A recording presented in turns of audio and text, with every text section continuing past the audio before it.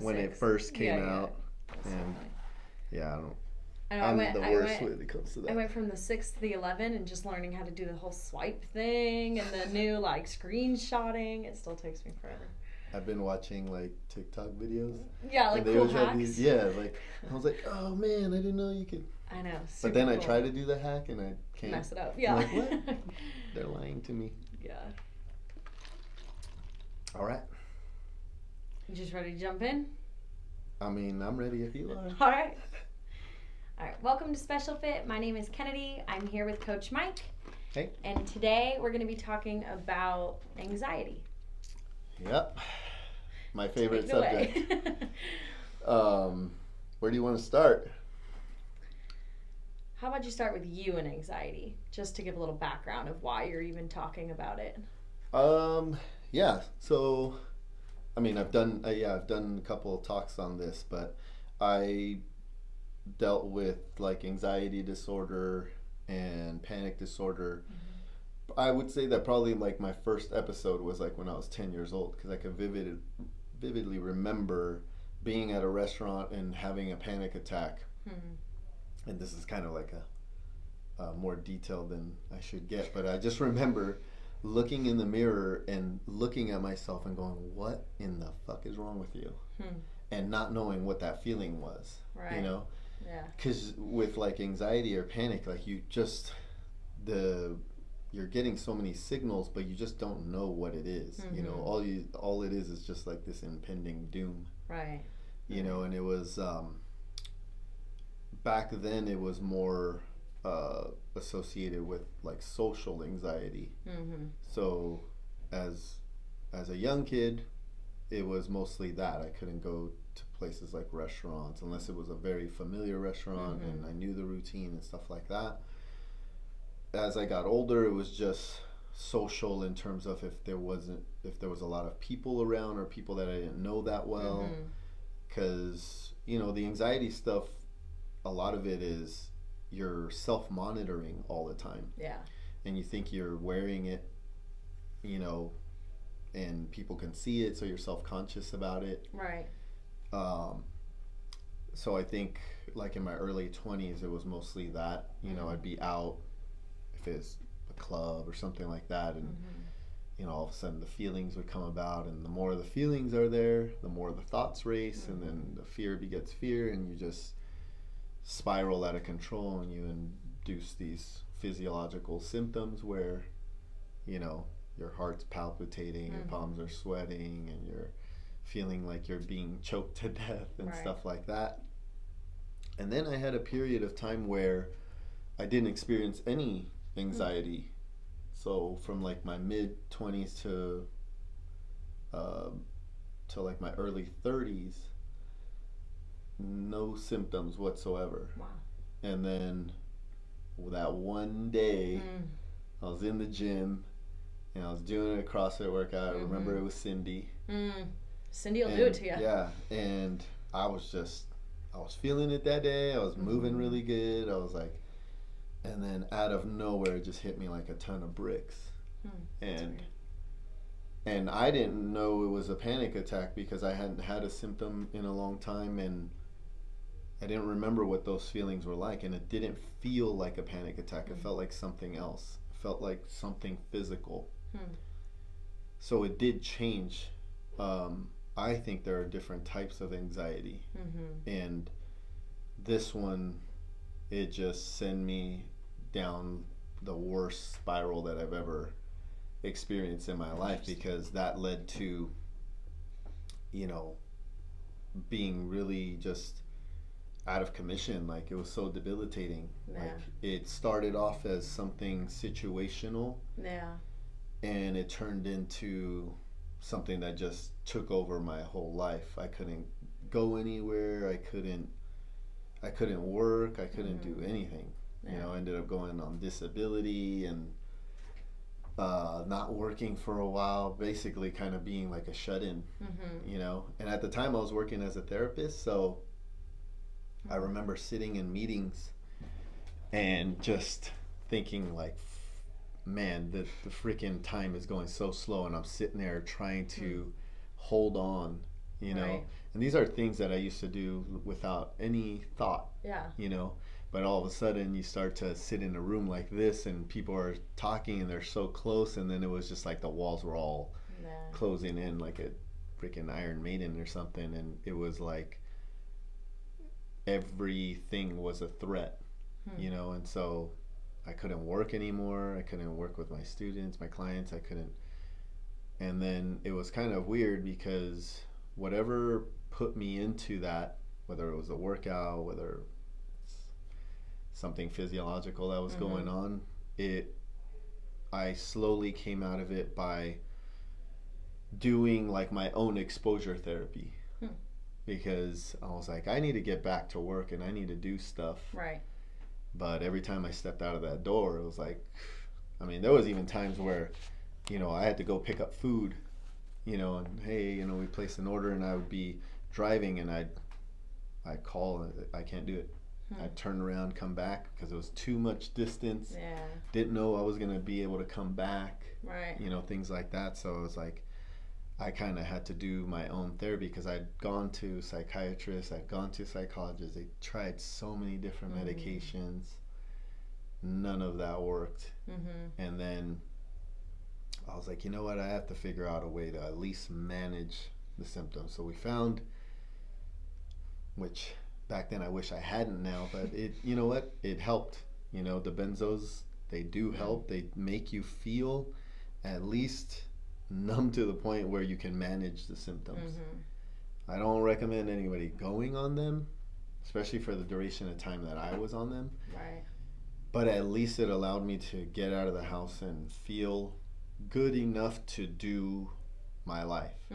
Down the road, it became a problem, but at least for the time being, it was better than where I was. Right. I could actually leave the house and do stuff and work my life and stuff like that, but it was still hard, because now I was taking something and it's kind of like being a zombie, you know. I was skinny as hell. Like, I show you a picture, I must have weighed like 165 pounds. No way. Yeah. Yeah. Dude, I have the picture actually. Watch. Let's see if I have it. Yeah, look at this. Sorry to get out of camera. Look at that. Oh my gosh. You don't even look like the same person. I know, isn't that crazy? So I'll cover the student, but Wow. it was, yeah, like, look how bony. I wouldn't even recognize you. You know what I mean? Dang, I was really that's sick. crazy. Yeah. So I just, yeah, it was bad. And then, you know, I felt like, you know what, I gotta exercise, I gotta move. But every time I did it, it would send me down the same path. So I was like, I gotta do it gradually. I gotta rebuild, you know? And it literally started with me going from my front door, running out, like there was a cul-de-sac to the left, and I would literally just run to the end of the cul-de-sac and come back. And that was enough for me to feel my heartbeat and go, oh my God. But I was safe at home. Right. And then every day I would just add another step. So it would be running, coming back, and doing 5 push-ups. And then it came to, all right, let's do 1 round of Cindy, since one, you know, Cindy is what took me out, but I didn't have a pull-up bar in my, well, I had one of those doorway ones, but we had a couple issues with those. So Not I the just safest. replaced it for sit-ups, just Yeah. so I can do 3 movements and run, come in, do a round. And then I started adding rounds. Then I started to figure out, like, every time I did that, I was becoming more resilient. So the anxiety started to manage itself because I was getting stronger. And so I started to feel like I was, like, getting more control. So after, I don't know how long it was, but I started to go back to the gym. At the time I was working at El Camino, so I went to their gym, and it was just by myself, so it was safe for me. Right. And did a real mild CrossFit workout, and I was like, hey, like, I think I'm back. It didn't take away the symptoms, but it allowed me to do, because I was basically coming in with both guns blazing. I had the medication, but I was moving. And I'd always intended to come off, but when you are on them and you feel secure taking them, Right. you know, I probably went a good 5 years being on one dosage. Mm-hmm. But the crazy thing especially with benzos, is that you, at a certain point, they stop being effective. Right. Which is why they're so dangerous, is that once that happens, you need to up the dosage. Right. Luckily, you know, like I had been like reading up on it and stuff like that and knew the dangers of it. So I only took the medication like on the worst days. Yeah, which is so good. Most of the time it'd be like, okay, I'm feeling anxious, but I can deal with this. You know what I mean? Yeah. But if it was days where it was like, hey, I need to do a talk, or I need to do something and I know my anxiety is going to be high, or if it was Fran Day or something like that, then I would take it as prescribed. Yeah. But it was very rare if I did that. Yeah. You know, I would go days without taking it, and then I would take one pill or half a pill or something. So I never was like addicted that way. But looking back at it, I was addicted because I used it as a crutch. Right. So I did that for many, many years, and then I had to up the dosage because it started to get worse. And then there was a time where it was regularly taken, where I was taking it twice a day and going. And then kind of recently, I want to say it was maybe like, had to have been around probably 3 months ago, somewhere around there. I'll have to look at the post, but I put a post in the Strong Fit community of like, hey, it's been a few weeks since I'd taken any medication. And it was mostly due to the fact that I was on the protocol, the nutrition protocol. I think that's what made the biggest difference. Yeah. Because I think eliminating, like, not completely eliminating carbs, but using carbs in the right way, made a big difference in feeding off of fats and stuff like that, sleeping better, dealing with life and stuff like that, you know? Right.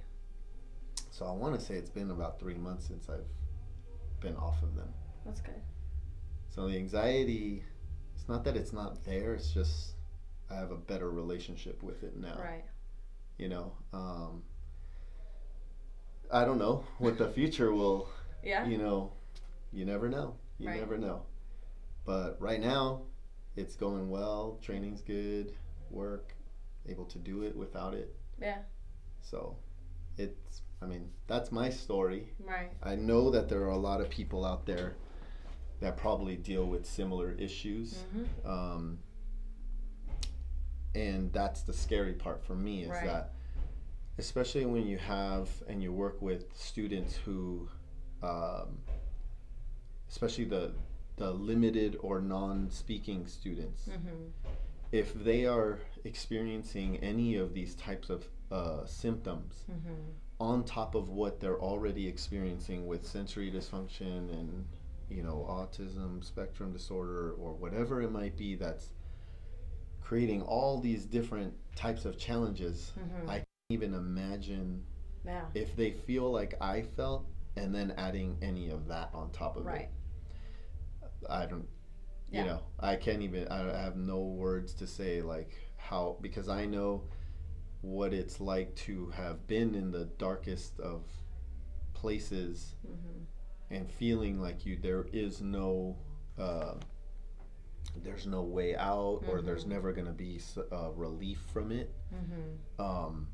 That's like the scariest thing for me. So when I work with our students, I think that the anxiety stuff is super important, you know, and I think it's the reason why we see a lot of the different types of behaviors that we see.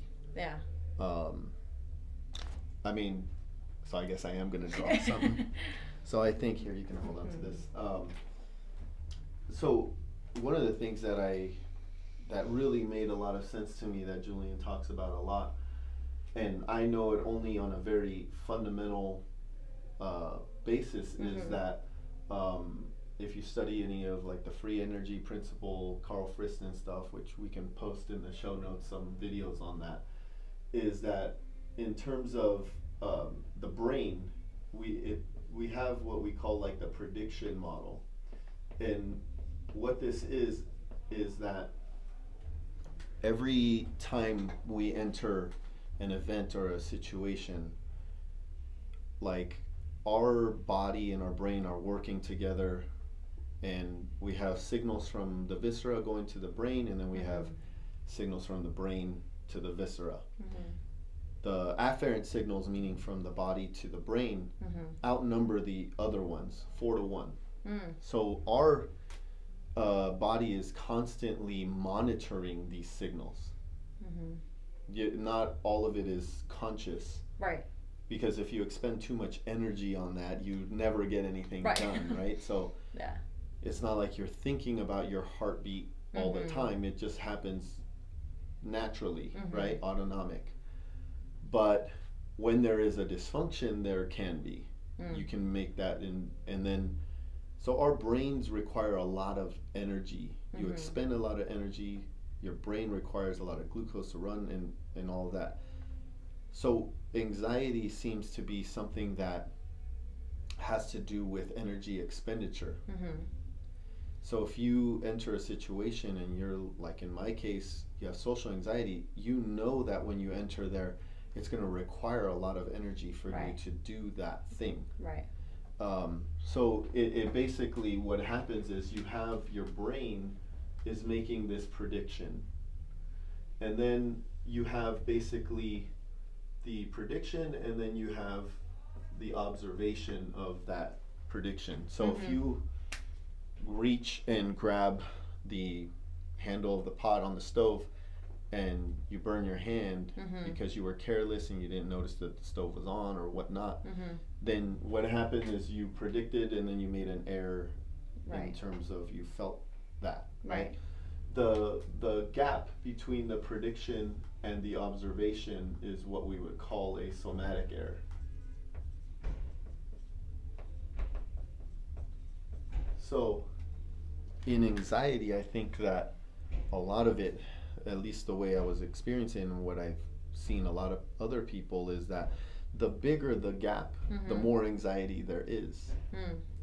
Because you don't have a relationship with how your brain is making these predictions and then the actual outcome in terms of feeling. So it's not just about the outcome itself, but it's about how the outcome feels to you. Right. Because if there is a dysfunction in some way, the outcome can feel really big. Right. Right? So the energy expenditure aspect of it is like your brain and your body are going to find ways to either conserve, or you're going to actually act on your life in a way and expend energy, right? So I think what happened to me that day when I collapsed or whatever from that workout was that I made an error in prediction of how the workout was going to feel. Yeah. And just... It was big enough that it rocked you. Aside from that, you know, genetics play a role. Right. I have it written down here, but because I can never remember these things, but like from a genotype perspective, in there's like serotonin transporters. It's called 5-HTTLPR. Don't know what any of that means, but I believe it's in the 17th chromosome or something like that. Basically, it decides like how much serotonin is going to be pumped, right, to the brain. Certain people carry certain alleles for that. You could have an S type, which would be short allele, or you have the L type, which is a long allele. We'll put in the show notes an awesome episode that Julian did that explains all this much better than I can, because he's a genius at this stuff.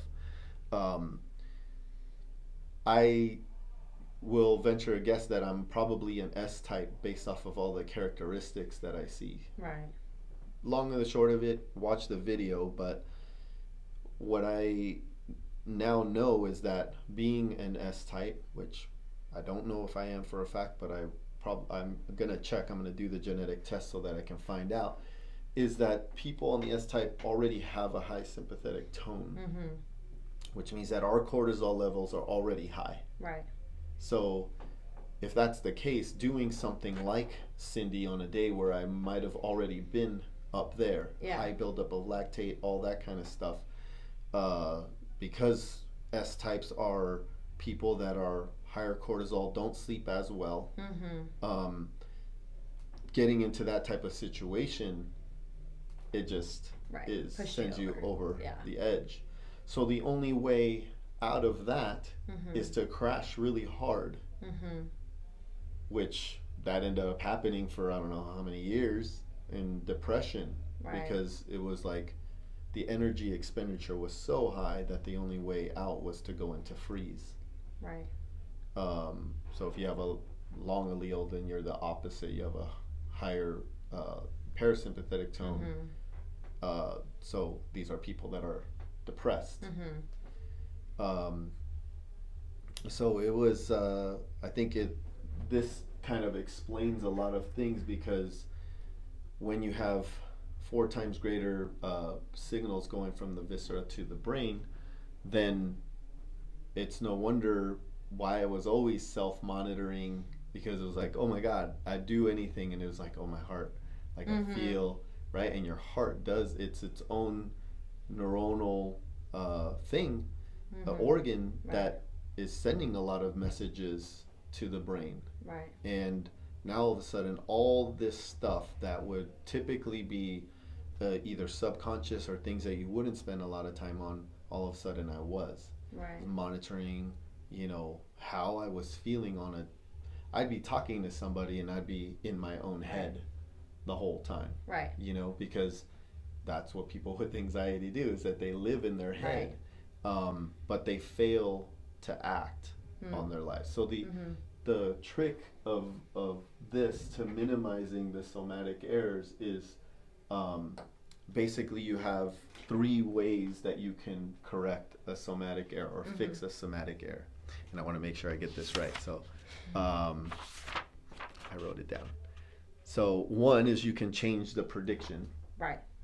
Right? 2 is you can change the way you feel about it.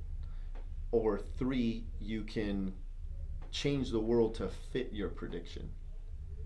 One of those has to do more with words. So this is why people go to like psychiatry or counseling and things like that.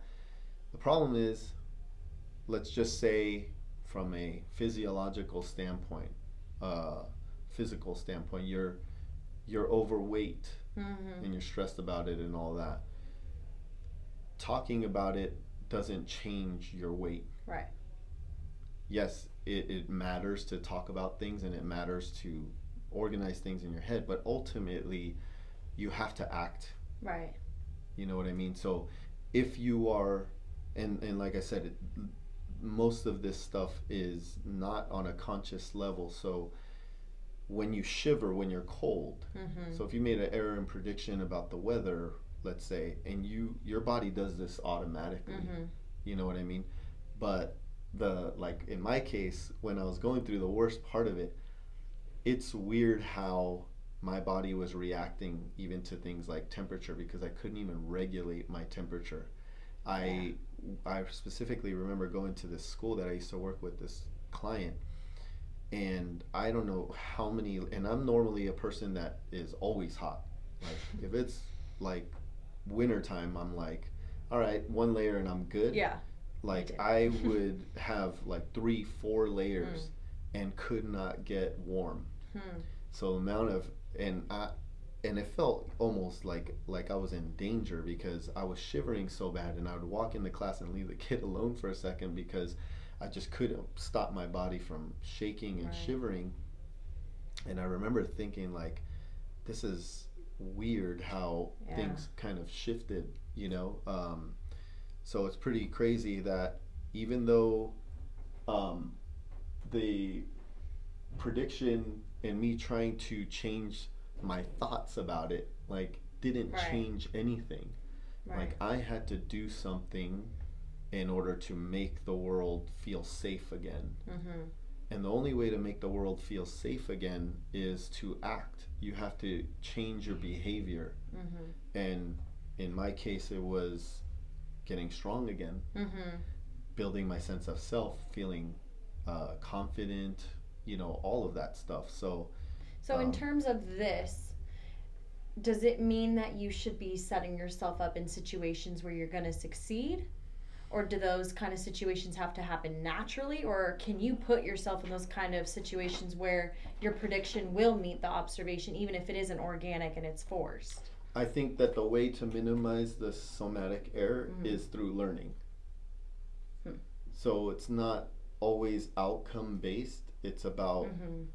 so going back to objectives and constraints, it's Mm-hmm. about being more precise and growing through the learning, because something happened that day Mm-hmm. that caused this whole chain reaction of Right. things that I had to go through to figure this out. And you can look at it from a philosophical standpoint or a metaphysical standpoint and say, oh, all things happen for a reason and this and that. Mm-hmm.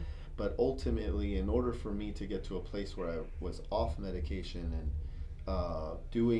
working and this, like, it all had to work together.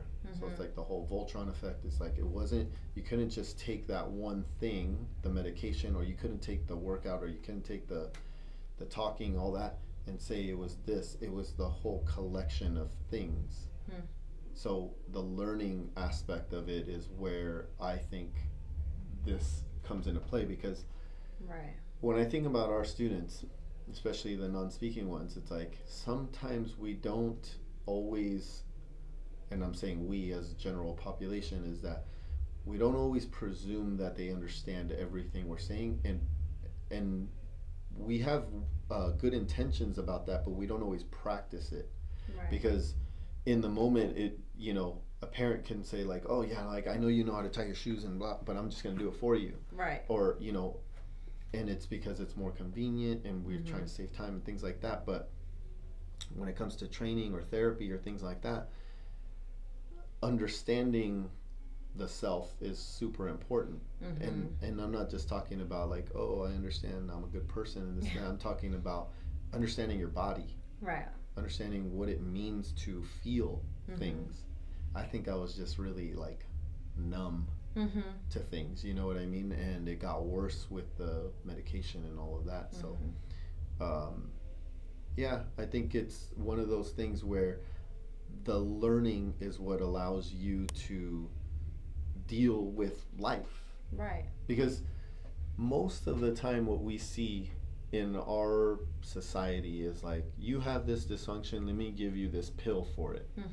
Or, and even when they prescribe things like, oh, you need to exercise more, you need to eat better, they're never really telling you how and why to do it. Right. They're always telling you what to do. Oh, just do keto, or just do this, just that.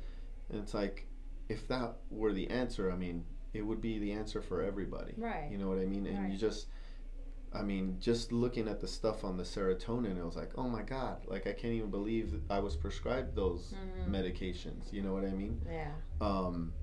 Because it matters. Everything matters. So I guess we just don't know enough to make a real educated guess on what the answers are. And for me, it was started with understanding the nervous system, but the protocol didn't come till later. So we understood that, at least that on a fundamental level, but then it was like, but then what? Right. You know what I mean? And then then we started to understand a little bit more about how food or macronutrients trigger different responses. And then it was like, well, this makes sense. And then as you start to experiment with it, then everything that came before it made even more sense. Because I was like, oh man, I was eating this way, and this is what I kept feeling after. Because I remember I was in San Diego and I ate this hamburger that was just like out of control. Nice. And what I felt, how sick I felt afterwards, it induced a panic attack. Yeah. Now knowing what I know about macronutrients, I'm like, Well, no wonder. Obviously. I freaking mix the signals so Right. crazy, you know what I mean? And now it's really interesting how I can control that with how I move, how I sleep, how I do my work, um, how I basically behave and act in the environment. Because I think a lot of times we kind of disregard that part. Is that you almost need some sort of programming for your life, for your training, and for your nutrition, not just one. Right, absolutely. Because we focus a lot on nutrition and training, but what about the other hours? Just the majority of our day. Yeah. Because what if you are coming to me and I'm training you and I'm lactate training and doing this and trying to balance all this stuff out, but you're spending most of your time, on one end of the arch, and you know what I'm saying? So Right. I may be unbalancing you even more. You know Right. what I mean? And that's why you can't just say exercise is the key. It's like, what type of exercise? What type of movement? Because the torque chains matter, right? The brain networks matter. So and if you're an S type versus an L type, that matters. Yeah. That's why we have this big board now, because now I'm going to draw this all out and Connect all the dots. It's going to look like, you ever seen that movie, I probably haven't. Aviator, with Leo DiCaprio? No? Oh, so good. No. He's playing Howard Hughes, who's Don't even know who that is. Howard Hughes Airport or University. Oh. Don't know Anyway. what that is. Anyway, he built a lot of airplanes. Oh, He was okay. really genius about it. Cool. But he was like OCD, had a lot of issues. He's a very eccentric guy. And there's a scene where he's like in a room and he's like has all these thoughts or whatever, and he's taking like strings, and it looks like his whole room is this big spider web. Yeah. But he knows what it means. But Yeah. No one else does. I think that's what this is going to turn into. But so. So how does this all play a role in what we do with our students, and knowing that maybe not all, but a good majority of our students deal with anxiety, how is what we do inside a Special Fit helping with that? So when we look at movement, like we were just talking about, I mentioned the torque chains, I mentioned the lactate, all that. All of these things play a role in, like we talked about the wheel the other day. The nervous system and the torque chains and the brain networks, all this, everything is by what Julian's taught us, right? Yeah. Is that there's a balance between the extremes and there's a balance between the middle. Right. And when we see dysfunction is because there's a relationship between the balance and putting good stress on the body and the brain. So most of our students, in terms of the patterns that we see in the people that have anxiety, we're seeing that there's imbalances in their daily life in terms of movement, because you have to think about, like, what are we supposed to do as human beings? What's out there in society right now, and especially right now because we're in quarantine and stuff like that. So even when you think about things like anxiety being a call to action, right? So let's just take like one thing into context. Let's say that you are a student and you have generalized anxiety and you have issues, when it comes to how much movement you can produce, right? So you're at home and your anxiety level starts to go up. The anxiety is calling for you to move. It's a call to action. The anxiety is there because you need to do stuff. Right. But because we don't generally live the way we did, like our ancestors lived, what do is we look for something to replace the behavior. Usually it's going to be food, right? Which is, we see obesity being a huge factor in a lot of the students that we've worked with, or low muscle tone, or other issues related to health. Mm-hmm. So the food becomes the sympathetic fix. It's the thing that you ingest to replace you acting on the world. Right. So if there is no action, then the somatic errors will increase because you're not doing anything. Right. Everything is lived up here. Mm-hmm. So you spike your insulin, right? You take in a bunch of. You usually don't go to the cupboard for broccoli or whatever, right? It's always going to be for something that's going to satiate you and give you that that fix. Yeah. And then from there we cycle back down into the depression state where the boredom set in the first place, to where the anxiety came from, Mm-hmm. to call to action. So without the action, you get into this vicious loop. Right. So I think it's a dysfunction uh, in this vicious wheel of going in through the hierarchy very fast, but living mostly on the bottom side of the wheel where there's anxiety and depression, and that's like a lot of people. Mm-hmm. Yeah. Even people who exercise, because who knows how they're doing it. Right. You know what I mean? Because it happened to me. Right.